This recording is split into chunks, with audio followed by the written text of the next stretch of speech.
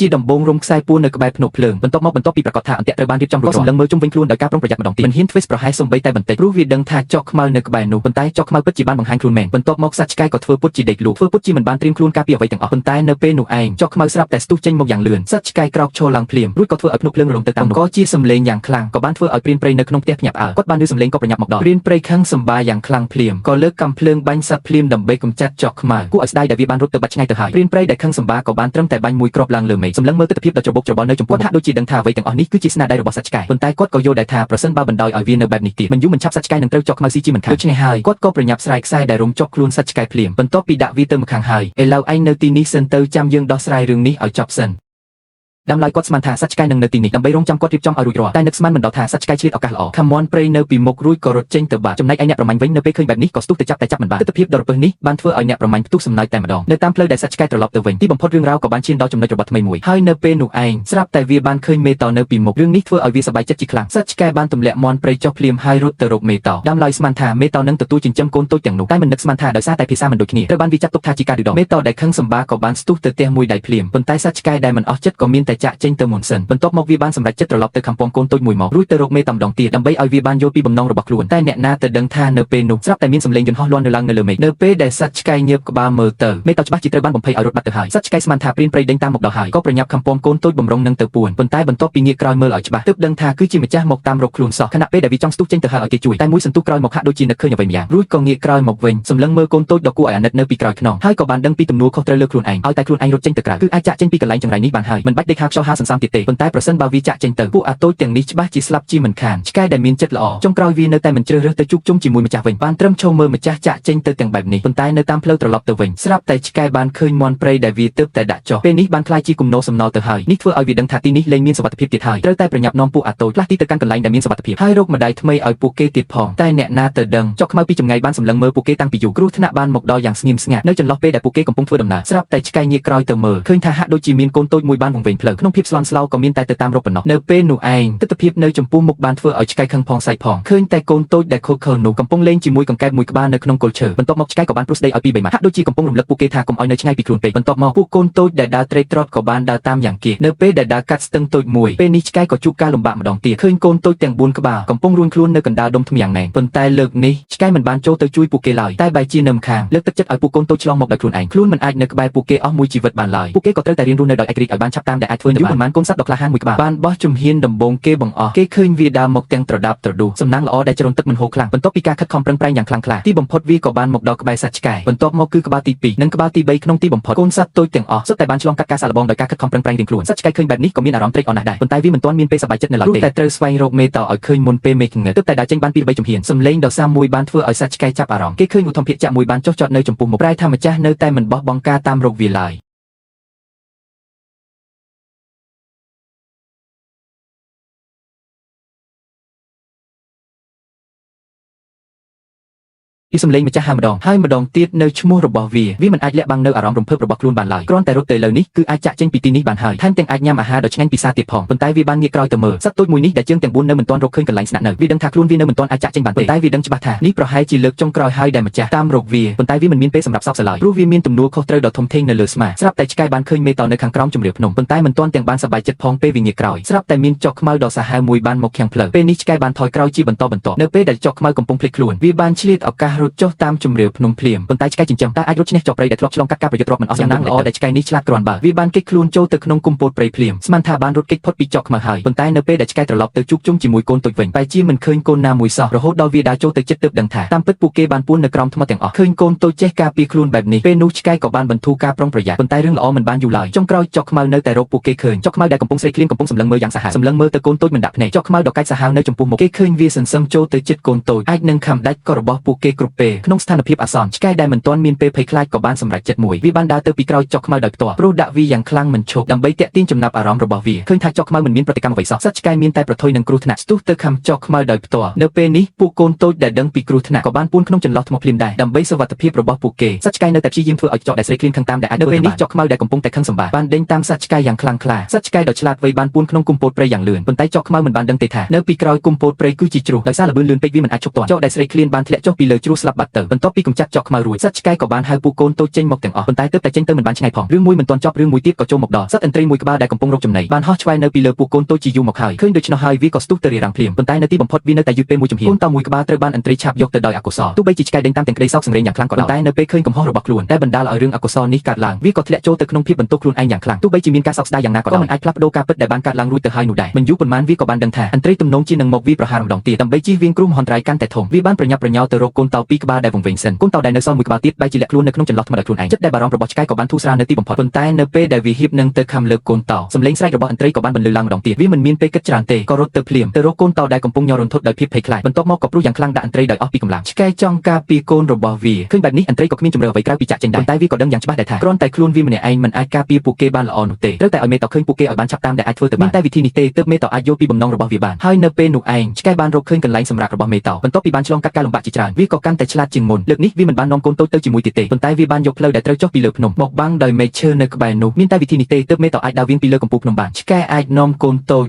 រងចាំមេតោដើរមកដល់នៅលើកំពូលភ្នំប៉ុន្តែក្រឡេកមើលកូនតោនៅខាងក្រោមភ្នំពួកវាមិនមានសមត្ថភាពអាចឡើងមកលើដោយខ្លួនឯងបានទេដូច្នេះឆ្កែមានតែជួយពួកវាម្ដងមួយក្បាលដើម្បីដឹកពួកគេឡើងទៅលើកំពូលភ្នំឆ្លងកាត់ការលំបាកជាច្រើនទីបំផុតបាននាំពួកគេទាំងអស់ទៅដល់កំពូលភ្នំបន្ទាប់ពីការតស៊ូអស់រយៈពេលប៉ុន្មានថ្ងៃនេះសត្វឆ្កែដែលហត់នឿយបានដេកនៅលើដីទាំងទឹកភ្នែកបើកភ្នែកមិនរួចសំណាងល្អដែលមេតោបានធ្វើតាមផែនការរបស់សត្វឆ្កែត្រូវបានមេឃឈើរារាំងផ្លូវចុងក្រោយនៅតែមកដល់កំពូលភ្នំប៉ុន្តែអ្វីដែលធ្វើឲ្យវាខកចិត្តនោះគឺមេតោគ្រាន់តែសម្លឹងមើលវាមួយភ្លែតរួចក៏បំរុងនឹងដើរចេញទៅនៅពេលដែលសត្វឆ្កែធ្លាក់ក្នុងភាពអស់សង្ឃឹមមេតោស្រាប់តែត្រឡប់មកវិញនៅពេលនេះនាងហាក់ដូចជាយល់ពីគោលបំណងរបស់សត្វឆ្កែបន្ទាប់មកក៏ដើរយឺតទៅក្បែរពួកកូនតូចច្បាស់ណាស់ថាមេតោសុខចិត្តទទួលយកពួកគេហើយក៏សុខចិត្តទទួលខុសត្រូវលើរឿងនេះដែរព្រោះថាក្មេងណាមិនចង់មានម្ដាយនោះទីបំផុតសត្វឆ្កែដែលបានធ្វើរឿងទាំងអស់នេះរួចរាល់ក៏មានអារម្មណ៍ធូរស្រាលទោះបីជាក្នុងចិត្តមិនដាច់អាល័យប៉ុន្តែនៅខណៈពេលដែលងាកក្រោយម្ដាយទាំងពីរបានប្រាស្រ័យតាក់ទងគ្នាតាមរយៈក្រសែភ្នែកហាក់បីដូចជាបានបញ្ចប់ការប្រកួតភារកិច្ចដោយការយកចិត្តគ្នាបន្ទាប់មកនៅពេលដែលសត្វឆ្កែហៀបនឹងចាក់ចេញពួកកូនតូចដែលបានឈប់បាល់ដោះបានលូនក្បាលចេញមកម្ដងមួយសម្លឹងមើលសត្វឆ្កែដែលតែងតែការពារពួកគេកំពុងដើរចេញទៅឆ្ងាយបន្តិចម្ដងរបស់កូនតោទាំង3ចាប់ផ្ដើមរលីងរលោងហាក់ដូចជាកំពុងអរគុណចំពោះការមើលថែរបស់វាពេញមួយរយៈកាលសត្វឆ្កែសម្លឹងមើលពួកគេហើយក៏យល់ដូចគ្នាដែរថាមានតែដើរតាមមេតោប៉ុណ្ណោះទើបអាចរស់រានមានជីវិតបានល្អដូច្នេះវាត្រូវតែបង្ខំចិត្តលេងដៃប៉ុន្តែជាសំណាងល្អសម្លេងដែលធ្លាប់ស្គាល់បានបន្លឺឡើងម្ដងទៀតម្ចាស់មិនដែលបោះបង់ការស្វែងរកសត្វឆ្កែនោះឡើយដូចដែលសត្វឆ្កែមិនបានបោះបង់កូនតោដូច្នោះដែរប្រហែលជាសត្វមិនអាចបញ្ចេញមិត្តដោយប្រើភាសាបានទេប៉ុន្តែក្រសែភ្នែកនិងសកម្មភាពរបស់ពួកគេតែងតែបង្ហាញចេញមកគ្រប់ពេលវេលាក្តីស្រឡាញ់និងទំនួលខុសត្រូវនេះខ្វេ show up ក្រសោបរាល់គ្រប់របៀបរស់នៅ